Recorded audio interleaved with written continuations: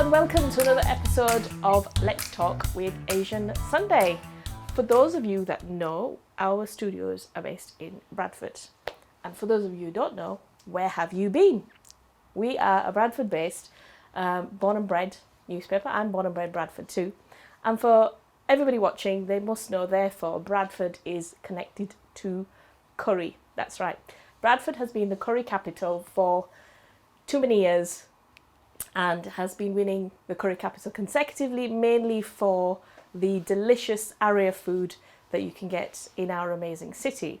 And today I am extremely excited because I'm sitting with one of the major pioneers of introducing a British Asian kitchen. I think that really gives it away, doesn't it? My amazing guest today is one of the directors of the absolutely amazing My Lahore restaurant. They started here in Bradford. Their flagship restaurant is based on Great Orton Road, and ever since then they've been launching all over the country, from Leeds to the Midlands to now also the South. So without further ado, let's go talk to Ishfaq Farooq. Hi Ishfaq. Hi Fatima, you alright? I'm good, how are you? Yeah, good, thank you. Long time. It's been a long time, yeah, just been busy. Been busy, and COVID's been keeping us away, hasn't Yes, it? busy in a different way. Absolutely. So tell us, how have things been for you? You say busy in a different way. Normally, today I wouldn't be able to get a free moment with you because you'd be busy at a restaurant serving hundreds, if not thousands of people, your amazing, delicious menu. But today, here we are. It's a busy night and you're sat on my couch. Yeah, like I said, busy in different ways. Normally we've been restaurants busy with all covers coming in, customers coming in. But with all the restaurants closed, we're just busy, strategizing in terms of strategies, what's the plan, the contingency plan in terms of what we're going to do, what's going on. We're constantly checking the news updates because everything's changing. So as you know, we're living in very uncertain times. So yeah.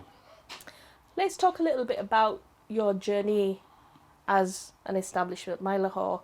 So as I mentioned, you started off in Bradford, in our city.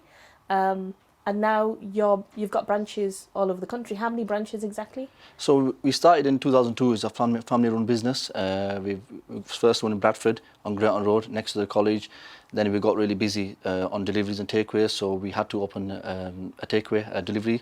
So we've got two on Great Orton Road in Bradford, one in Leeds, one in Manchester, one in Birmingham, one in East London, and now we've also potentially seen a site in West London. So that's quite a lot of branches. So how do you manage it all? How do you?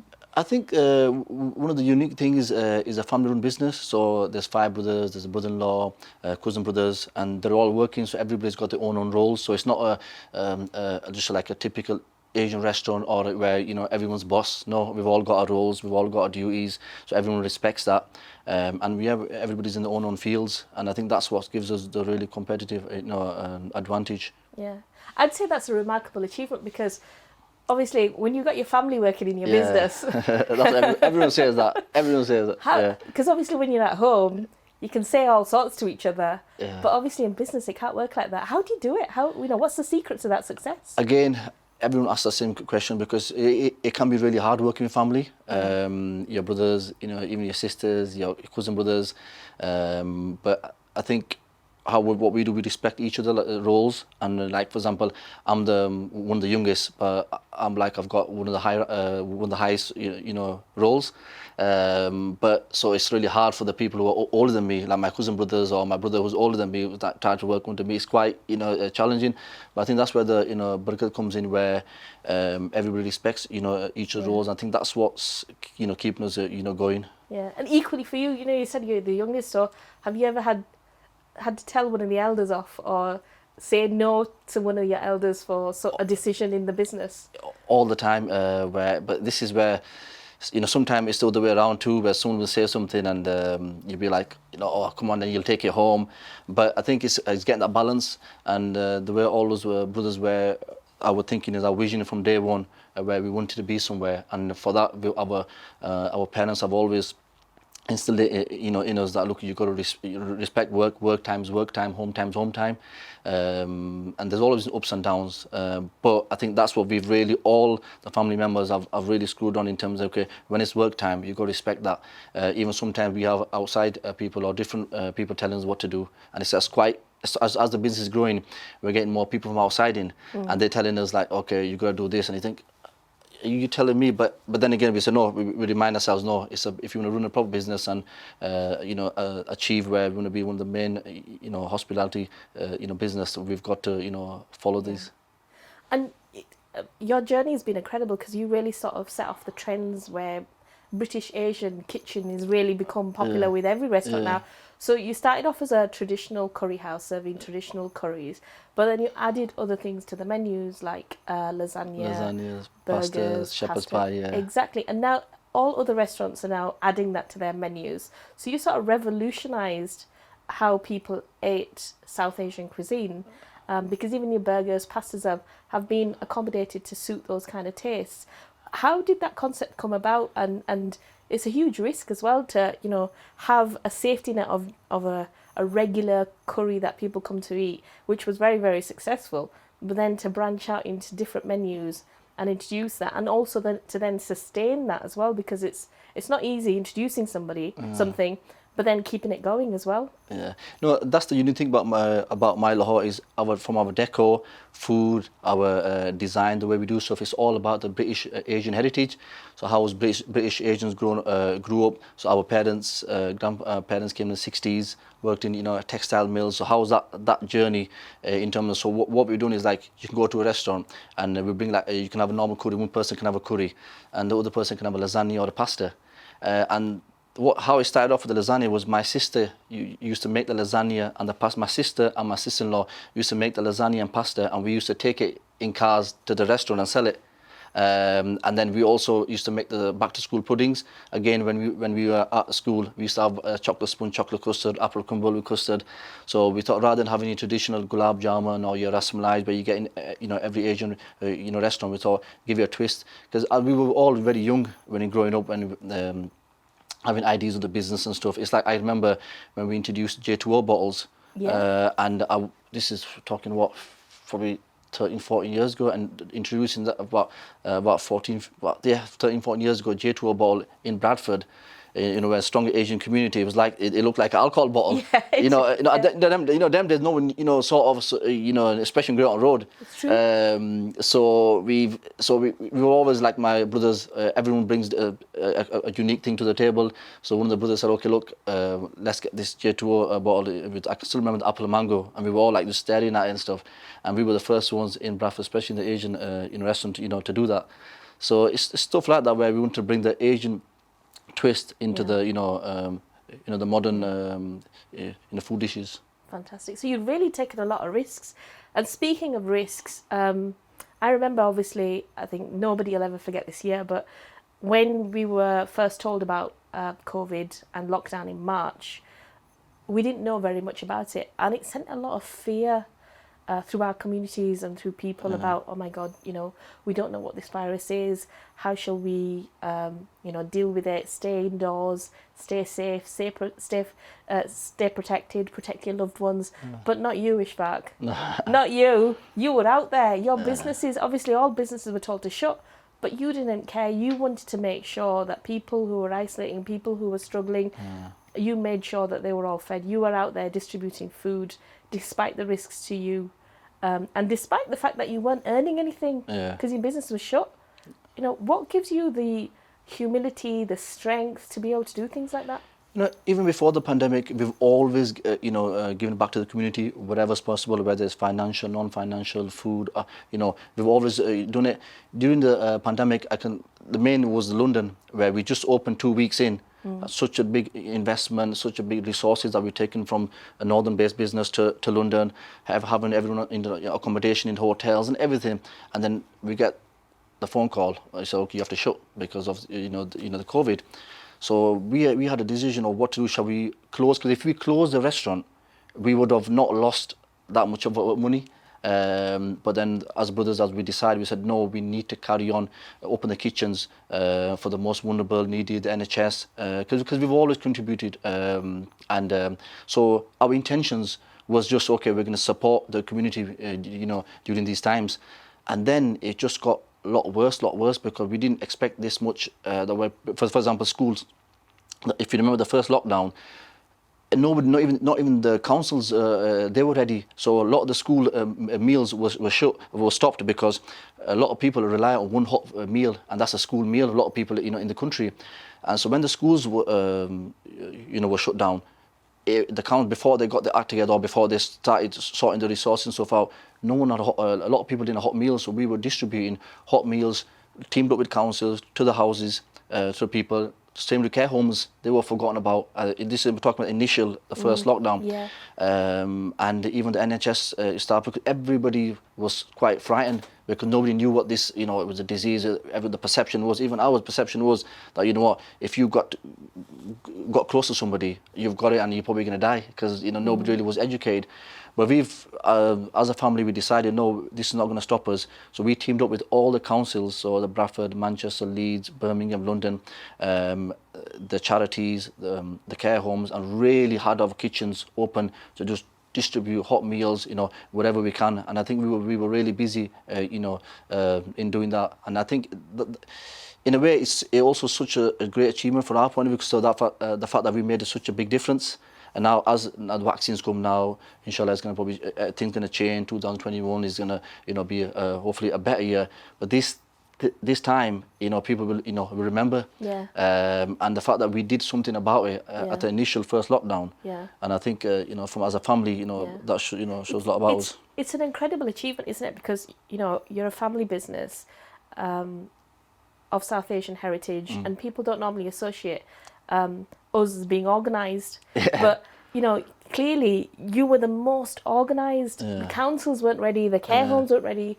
People who were told to go home and not go to school anymore, they weren't ready for meals and things like that. But you were, and you were able to get out there. You were able to distribute. Your logistics must have been incredibly sophisticated and incredibly organised. Yeah, we were on front line ourselves. So when the team, we were there, even with the bus drivers, where they were forgotten about, especially in London. Yeah, I saw that image. Where they didn't have no PPE gear too. No one appreciated them, because they were the buses that were open to get into, especially the NHS staff, to the hospitals.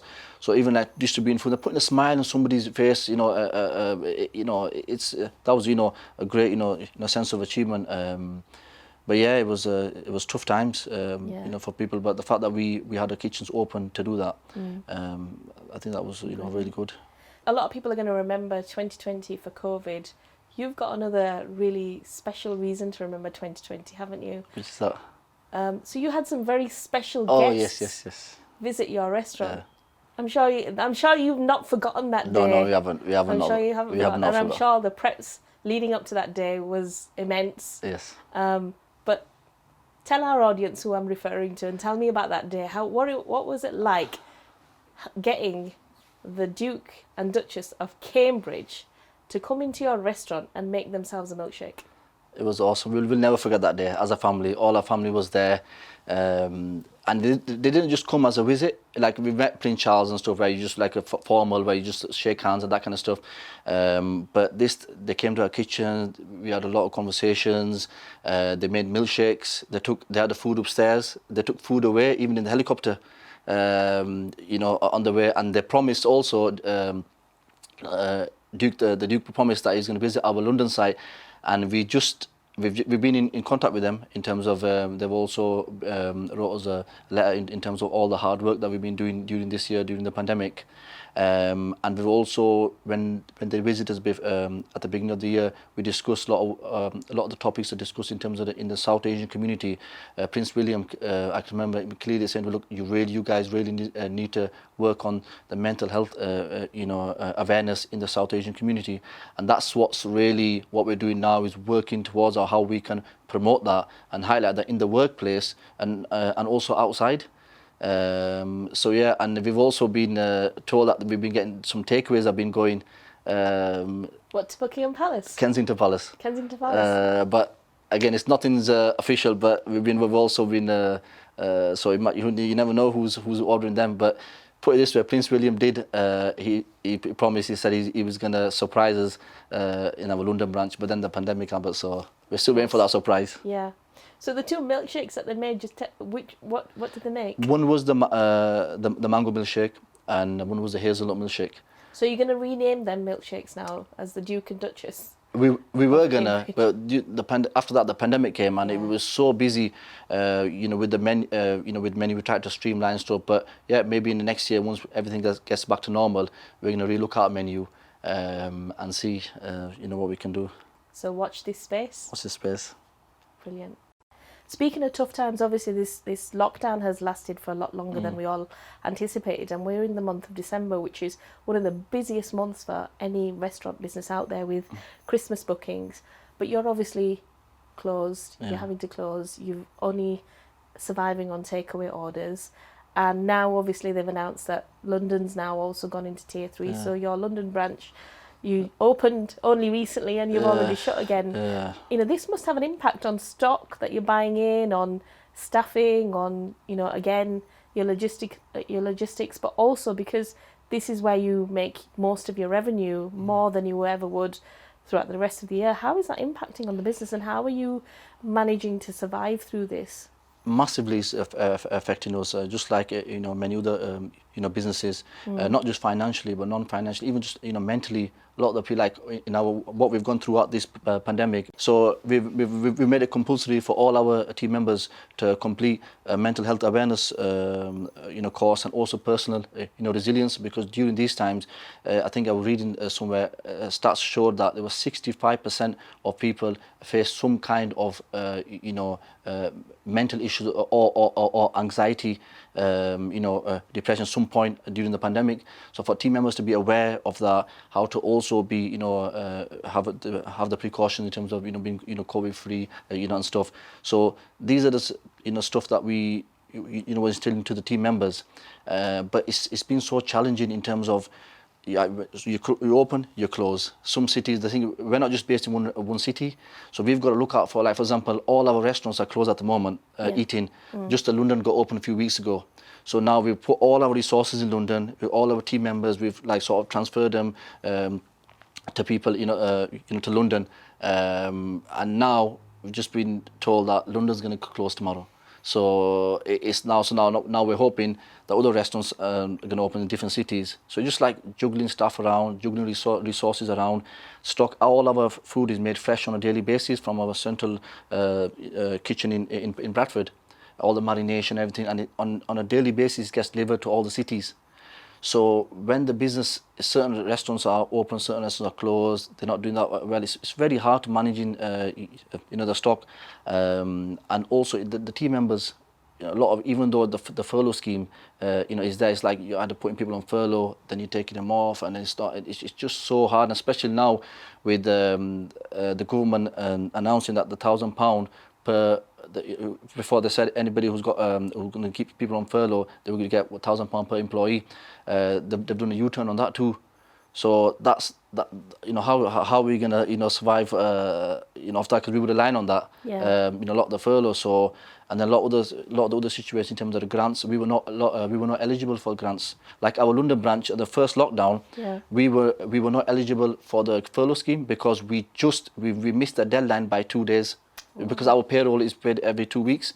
So before we submitted, and I think it was a certain date when lockdown happened, and we submit, and we weren't eligible. So all our team members, we had to pay from our own pocket, just to accommodate them. For and it's new business. It's new business. So it's been really tough, and it still is. We're going to see the effects of 2020 and 2021 once the furlough completely stops, the VAT stops, on all this. The grants and schemes that the government have put in place. Once that stops in March, that's where we're going to really see the real effect, not just our business but many other businesses. What more do you think the government can do? What do you think, what kind of support should they really be giving businesses like yours? I think definite financial support, because like for example the VAT reduction, that's a great one. So instead of paying 20% VAT, paying 5%, that's massive, but that's only up until March. I think that they should extend that. the schemes like the £1,000 for the furlough, that really they need to bring that back, because that's going to affect a lot of businesses. And like, even when we did open, we invested a lot of money to make sure the restaurant is COVID free. We installed, as you know, we installed so much systems, and we've changed the structure of our restaurant. And we didn't just do a quick fix on masks and sanitizers. And no, we literally changed the whole restaurant around just to make sure it's all safe. And we invested, a lot of money. Now we're not going to get that money back. And the fact that restaurants been shut most of the year. Yeah. So it wasn't really, point. And rent relief, yes, some cities, some landlords have been, generous and other, but you still got to pay that back. Yeah. And like I said, in 2021, in March, I think that's where we're going to really see, the effect. So the government, really need to start helping a lot of businesses out. Like we've created a group from the first lockdown, a restaurant group. So we thought, okay, a lot of restaurants were facing the same issue, a lot of small restaurants. Because they were contacting us, okay, like, how do you do this, what are you doing with this? So I thought, okay, let's create a group. So we've created like a group now with all the top restaurants, and we're just sharing ideas, sharing like in terms of even resources, because a lot of the businesses, like we've helped a few restaurants out, mentioning no names. I feel like if we didn't help out, probably would have really struggled. And I think this is where one thing this COVID and all the pandemic has brought is everybody together. Unity, and especially for the Bradford business, because where we've got the Bradford spirit. It's like when we were doing stuff in London, I had the council, the head of council and the deputy had come see me in London branch. And this is during the first lockdown, and they said, we just want to know who you guys are, because you've just come in, we haven't heard of you, and we've just seen you guys distributing food, you're helping wherever to different, and we took, this is not sort of, and we were like, this is normal where we come from, like the community spirit, everyone, helping each other. That's how our family values have been. So it just shows in terms of people in Bradford are a lot more generous, and a big-hearted. Well, you guys definitely are. And it's no wonder I think you're winning loads of awards. Yeah. I mean, you've obviously won the awards that we manage, which is the Bradford Curry Awards Best Restaurant. Yes. But you won one recently. Tell us a little bit about that. Yeah, we just we won the Best Restaurant in Yorkshire. The whole of Yorkshire? The whole of Yorkshire, yeah. So that was a great achievement. Again, it lifted a lot of the spirit as well for the team members and even the management, because the whole year the team have been just... the management team, the senior leadership team, we've just been trying to how we're going to survive, new initiatives, like we started doing breakfast now, we've got the gift cards out, introducing like sharing boxes even for Ramadan, where we introduced just to get the extra income in, because it's just not feasible. You cannot survive, we're a restaurant, but yes, takeaways will... so a lot of the takeaways have benefited because a lot of people are ordering, to homes.